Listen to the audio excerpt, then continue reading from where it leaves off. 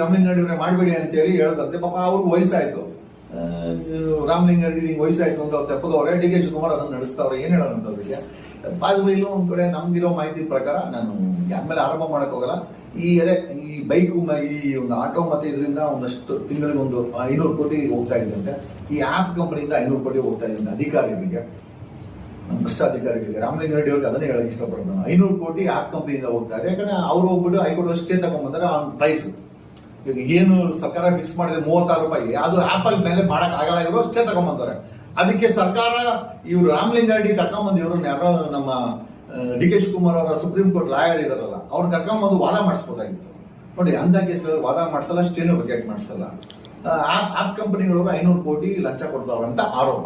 ಅದು ಯಾರೋ ಸಾರಿಗೆ ಅಧಿಕಾರಿಗಳಿಗೆ, ಅಲ್ಲಿಂದ ಸರ್ಕಾರಕ್ಕೂ ಹೋಗ್ತಾ ಇದೆ ಅಂತ ವಿಚಾರ. ಈ ಒಂದ್ ಕಡೆ ಅದೇ ಇನ್ನೊಂದು 500 ಕೋಟಿ ಅದೇ